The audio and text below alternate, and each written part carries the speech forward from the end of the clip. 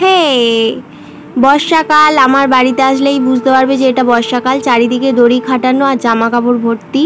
তো আমি কয়েকদিন আগে একটা জামা তৈরি করতে দিয়েছিলাম, সেটা আজকে দিয়েছে, তো তোমাদের দেখাচ্ছি। আর এই জামাটার সাথে স্ক্রাব কিনেছি, আগে দেখলে তোমরা, ওটা এর সাথে পরবো বলে। এই যে জামাটার গোল গলা আর নিচের পোর্শনটা মাঝখানে কাটা, দুদিকে কাটা নেই, আর মাঝখানে হচ্ছে বোতাম লাগিয়েছি পুরো পোর্শনটা। আর হাতাটা ফোল্ডিং হাতা করেছি। কেমন হয়েছে তোমরা কমেন্ট করে জানিও। এবার যাব দোকানের দিকে তেল কিনে আনতে। বড় বোতল ছিল না, তাই 2 টাকার 2টো পাতা নিয়ে চলে এলাম। আর দোকান থেকে ফেরার পথে দেখলাম কচুরলতি হয়েছে মোটা মোটা, তাই দোকান থেকে একটা প্লাস্টিক চেয়ে নিলাম। আমি না কচুরলতি তারপর কচু এগুলো খেতে ভালোবাসি, তাই খুঁজে খুঁজে অনেকগুলো পেয়েছি, নিয়ে চলে এসেছি। আর এইদিকে আমি একটু নিম হলুদ মাখছি।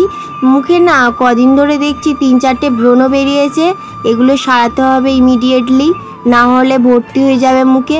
আর এদিকে মা রান্না করছে, আর আজকে 21শে জুলাই, তাই মমতা দিদি বক্তৃতা দিচ্ছেন, তাই মা সব শুনছে মনোযোগ দিয়ে রান্না করতে করতে। এদিকে মাছের ঝোল হয়ে গেছে, আর ওদিকে ওলের ডাঁটা ভাজছে আর ডাল। আজকে এই 3টে পদ। দেখতে পাচ্ছেন মমতা দিদিকে?